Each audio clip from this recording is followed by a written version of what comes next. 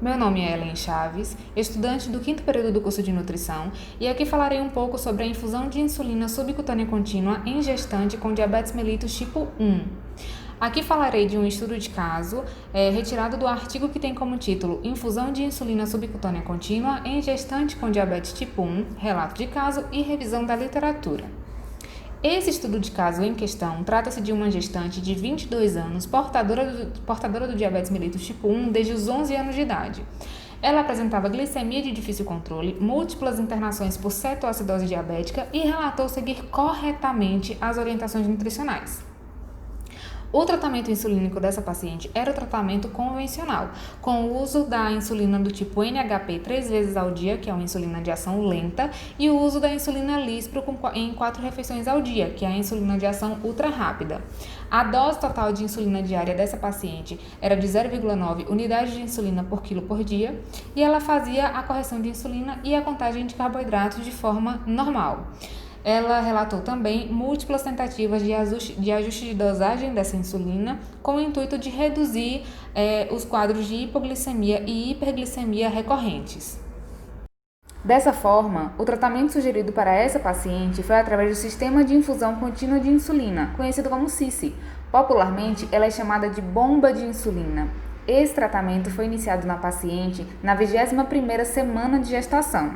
O tipo de insulina utilizada nesse sistema é o tipo de insulina Lispro, ultra rápida, pois essa bomba ela realiza a dosagem de insulina de hora em hora. E a dose diária de insulina total dessa paciente foi mantida em 0,9 unidades de insulina por quilo por dia, substituído pelo tratamento da bomba apenas na semana 21. E a gente já observa uma queda muito grande aí nos índices de frutosamina, hemoglobina glicada, creatinina e proteinúria. A frutosamina e a hemoglobina glicada mostram esse descontrole glicêmico que essa paciente tinha na semana 18, e a creatinina e proteinúria podem indicar complicações decorrentes do diabetes, e eles também são drasticamente reduzidos entre a semana 21 e a semana 30. Nessa outra imagem, também retirada do artigo, faz um comparativo entre a dosagem de glicemia ao longo de alguns dias da paciente com o tratamento convencional de insulina, mostrado no gráfico à esquerda, e com o tratamento com a bomba de insulina, mostrado à direita.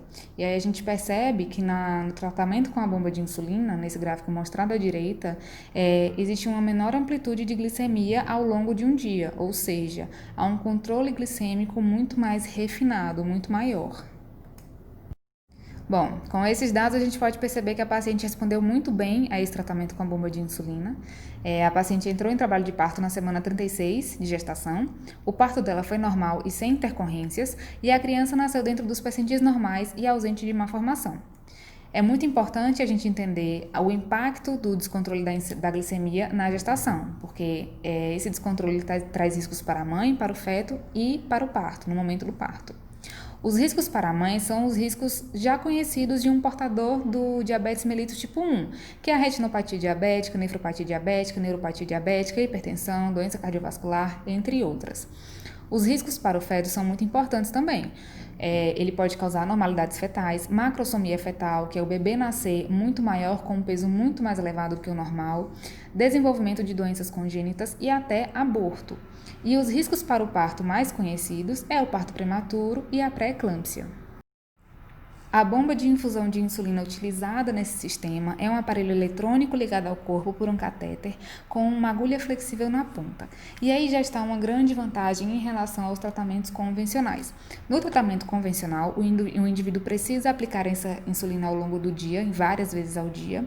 E nesse caso do uso do aparelho, o paciente geralmente troca essa agulha flexível uma vez a cada 2 ou 3 dias. O sistema dessa bomba consiste na infusão de múltiplas doses de insulina de forma contínua e pré-programada. Como eu falei, ele dosa de hora em hora e é sempre de acordo com as necessidades do paciente e de acordo com as informações do paciente que foram colocadas no aparelho. Esses aparelhos, eles podem ou não apresentar sensor de glicose. Esse da foto não apresenta sensor de glicose. Nesse caso, ele vem com um glicosímetro, que é através do qual o paciente faz a dosagem de glicemia. Eles se comunicam via Bluetooth, o paciente mede a glicemia no glicosímetro e ele envia via Bluetooth para o aparelho qual a sua dosagem de glicemia do momento. O aparelho, de acordo com os dados que você fornece a ele, calcula tanto a correção de glicemia quanto o bolus. Esse aparelho permite usar o valor preciso da insulina, sem que haja necessidade de arredondamento, como ocorre nos tratamentos convencionais. Isso promove um refinamento muito grande do controle da glicemia. Agora a gente vai tratar de forma geral de alguns cálculos importantes relacionados à insulina. São eles o fator de sensibilidade, fator de correção e o bolus. O fator de sensibilidade é a capacidade que a insulina tem em baixar a glicemia plasmática do paciente. Ele é calculado dividindo pelo valor padrão da insulina pela dose total de insulina diária do paciente. O padrão de insulina vai variar de acordo com o tipo de insulina, se ela é rápida, ultra rápida, lenta. Nesse caso da bomba de insulina, como eu falei, apenas é utilizado a insulina do tipo rápida. No estudo de caso, a insulina é a Lispro, e o padrão dela de insulina é de 1.800.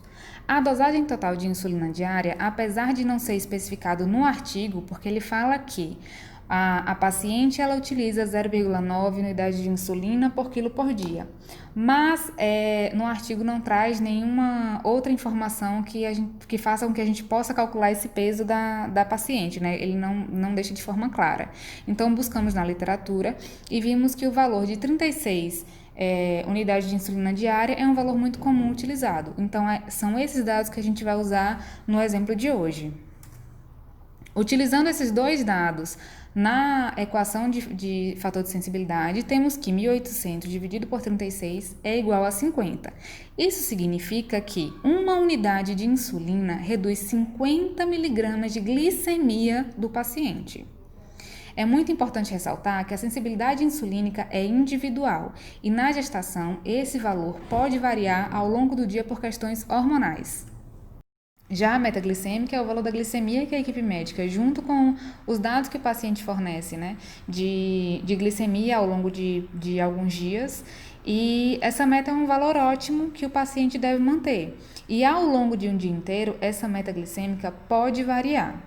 No artigo que a gente trouxe, não traz qual é a meta glicêmica da paciente, e pesquisando sobre isso, a Sociedade Brasileira de Diabetes informou que a glicemia pré-prandial é em torno, para gestantes, né, em torno de 65 a 95 miligramas por decilitros, e a glicemia pós-prandial é de até 140 miligramas por decilitros.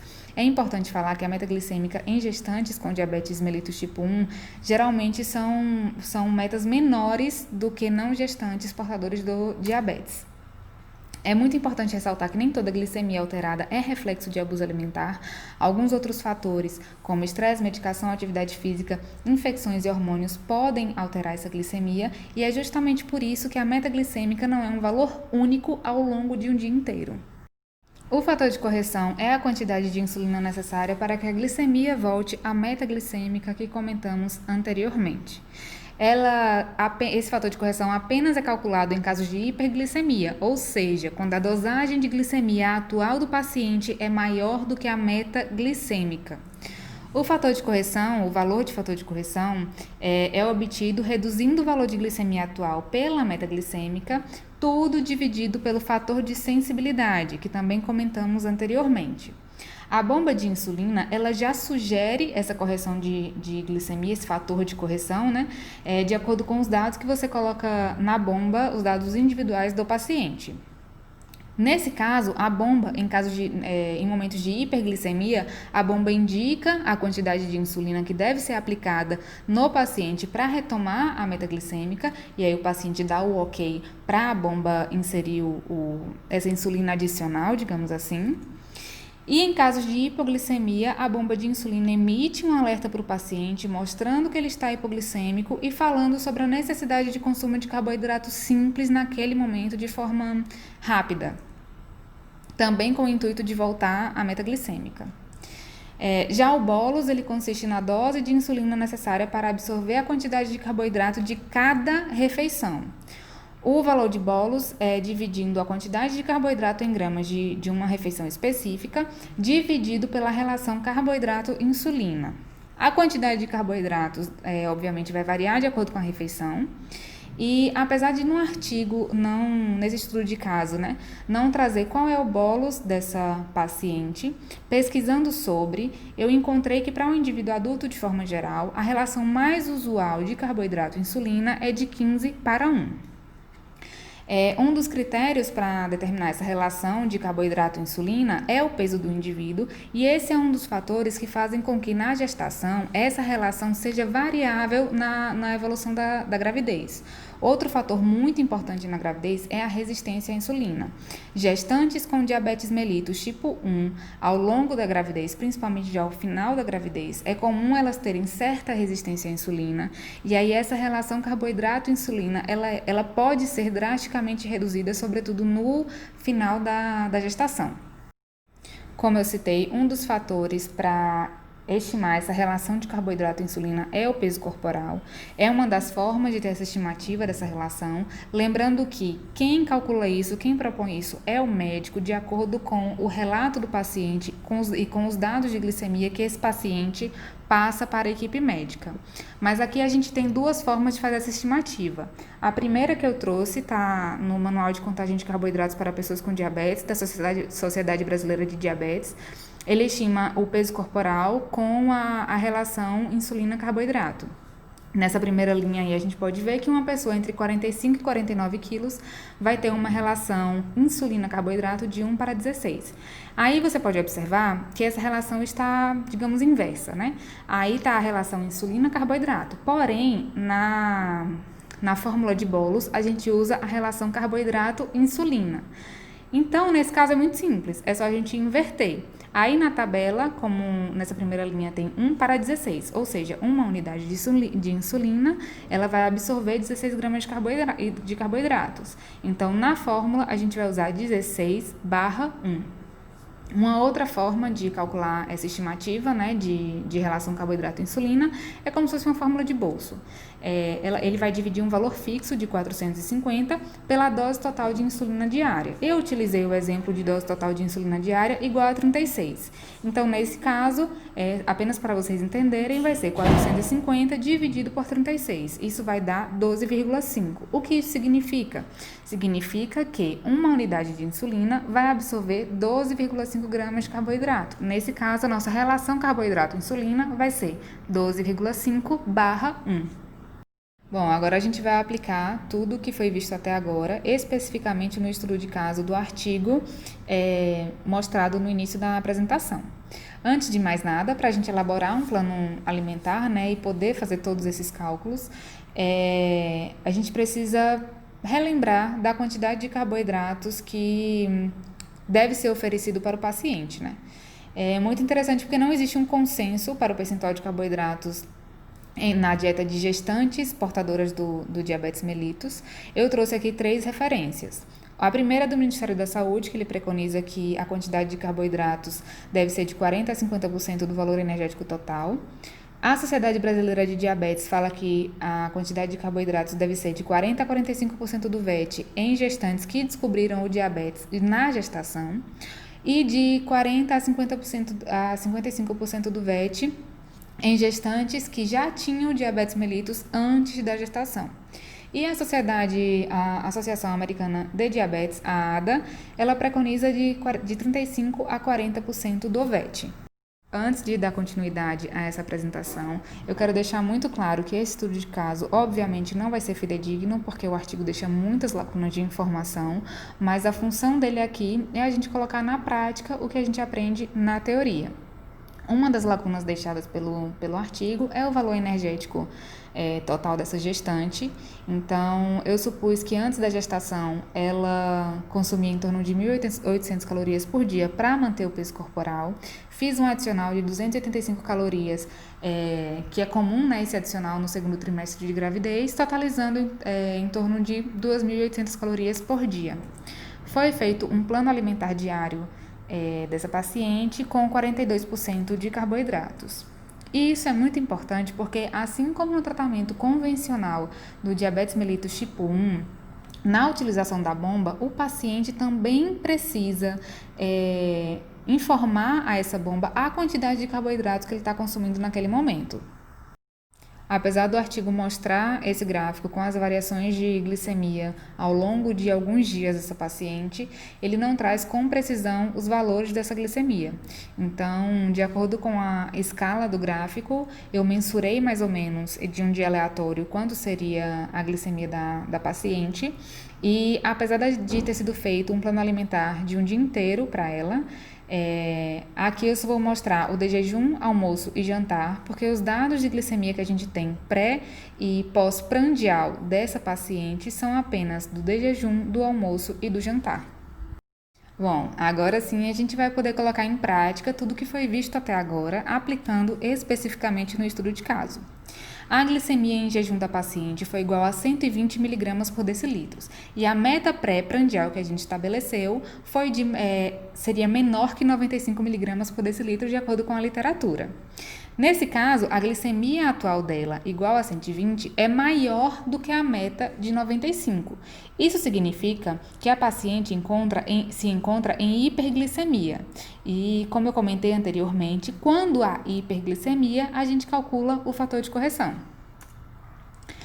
Colocando esses dados no fator de correção, temos que a glicemia atual de 120 reduzido do valor da meta de 95 dividido pelo fator de sensibilidade que foi calculado lá atrás dá igual a 0,5 unidades de insulina. O que isso significa?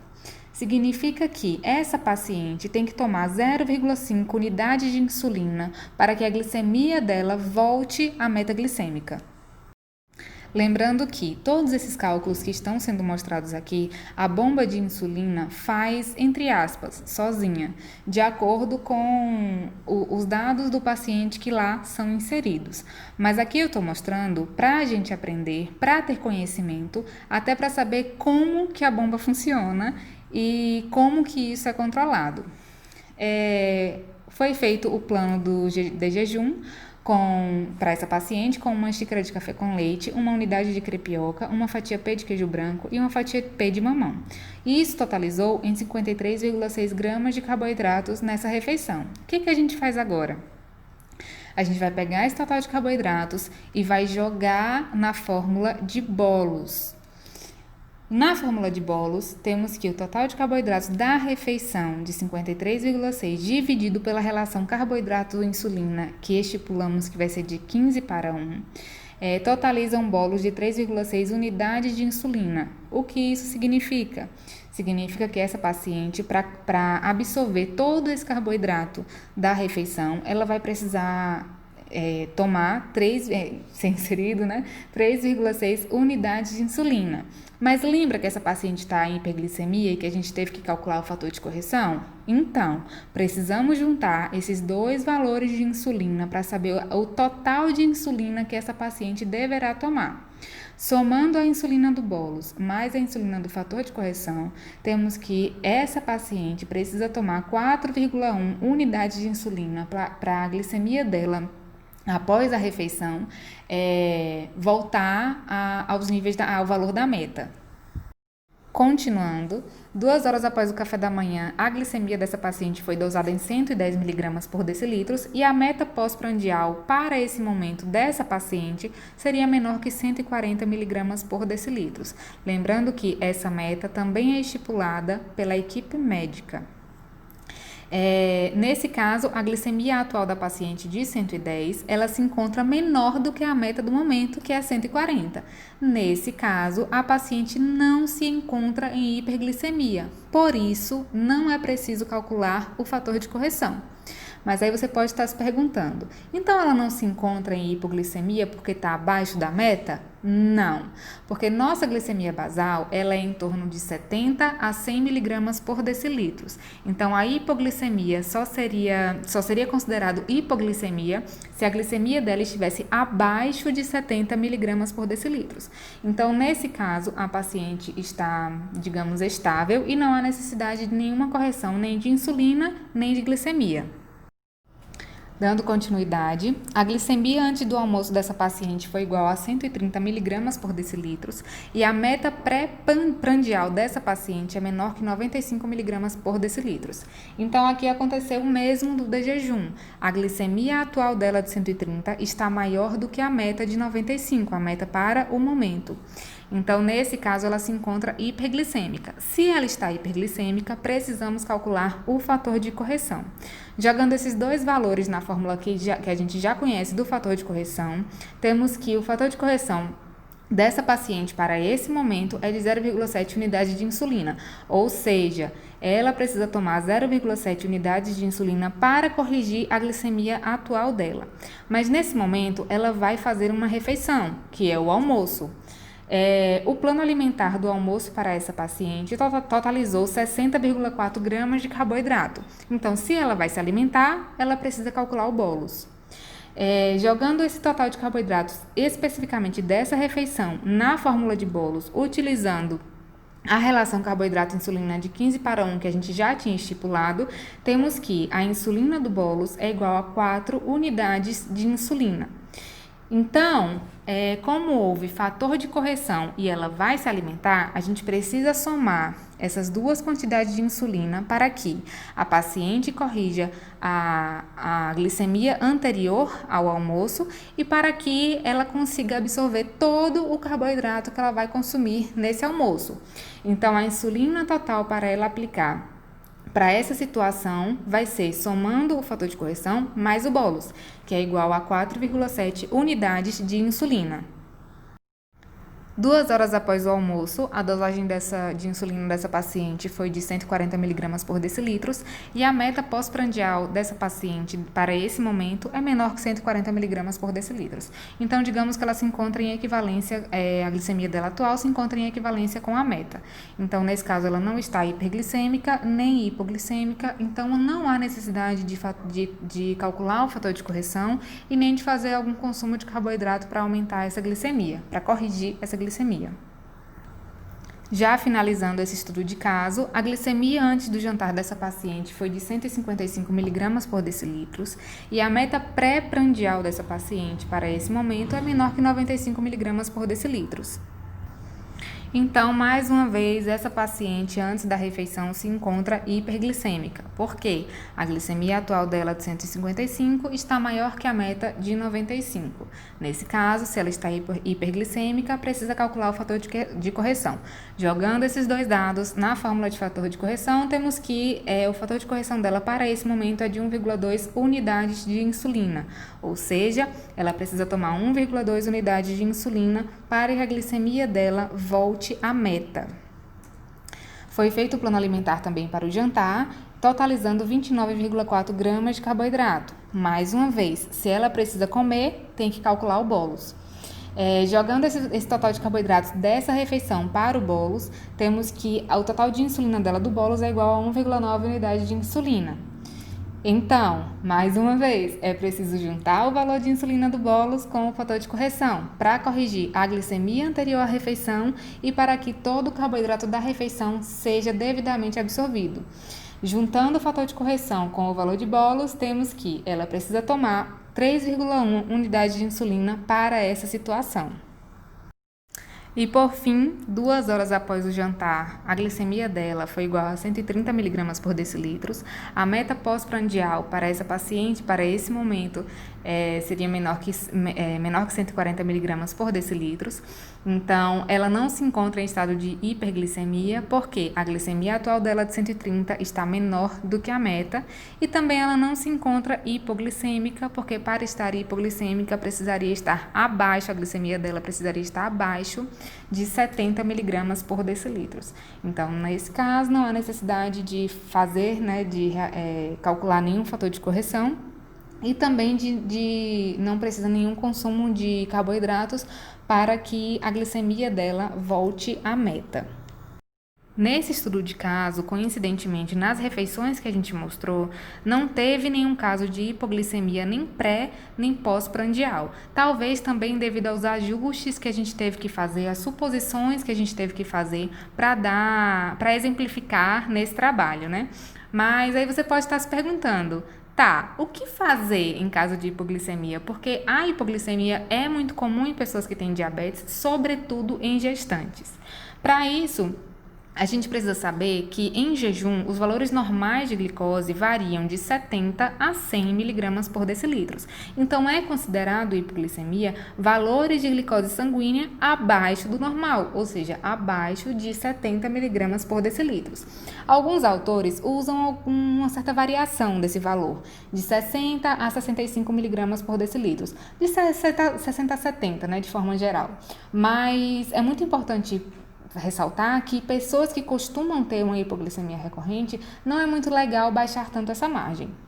Então, nesse caso, se o paciente está com hipoglicemia, não é preciso fazer nenhum cálculo e é recomendado, de forma geral, o consumo imediato de 12 a 15 gramas de carboidrato simples. E é esse o aviso que o próprio aparelho recomenda para o paciente. Com tudo que foi exposto, a gente pode concluir que o controle glicêmico satisfatório ele é primordial para o bom prognóstico materno e fetal em pacientes portadoras do diabetes mellitus tipo 1.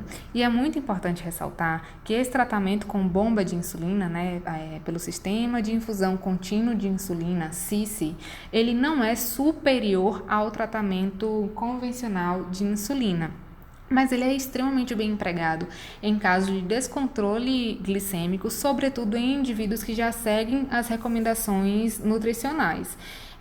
Isso ocorre principalmente porque a dosagem de insulina na bomba é precisa, sem arredondamentos, então isso permite um maior refinamento no controle da insulina. Essas foram as referências utilizadas para a realização dessa apresentação. Eu recomendo a leitura dessa segunda referência, que é o Manual Oficial de Contagem de Carboidratos para Pessoas com Diabetes. Ela é do Departamento de Nutrição da Sociedade Brasileira de Diabetes e traz informações muito relevantes para a nossa área, de uma forma bem clara e uma linguagem muito simples. Essa última referência da Universidade Federal do Rio de Janeiro, ele traz alguns dados, é um documento bem curto, ele traz alguns dados de macronutrientes, de algumas referências, né? E é muito importante a gente lembrar que, apesar da gente ter fixado nesse trabalho sobre o carboidrato, que é através dele que a gente vai fazer, que faz todos os cálculos que foram mostrados, né, até aqui, a refeição não é só carboidrato e todos os macronutrientes e micronutrientes, eles alteram essa absorção e esse conjunto no plano alimentar, ele pode inclusive provocar uma hipoglicemia tardia no paciente. Então é muito importante a gente entender sobre todos os tipos de macro e micronutrientes e não apenas de carboidratos em pessoas com diabetes. Para a realização desse trabalho, eu senti muita dificuldade em entender de forma prática como funciona esse sistema de infusão contínua de insulina. Apesar disso não ser tão novo assim no mercado, ele é muito pouco utilizado e muitas informações precisas de forma prática não são encontradas de forma fácil, né? Então, se você quiser entender pelo menos o funcionamento básico dessa bomba, é só você apontar a câmera do seu celular para esse QR Code da tela, ele vai te redirecionar para um vídeo que explica o funcionamento básico dessa bomba. E eu agradeço muito a sua atenção até aqui.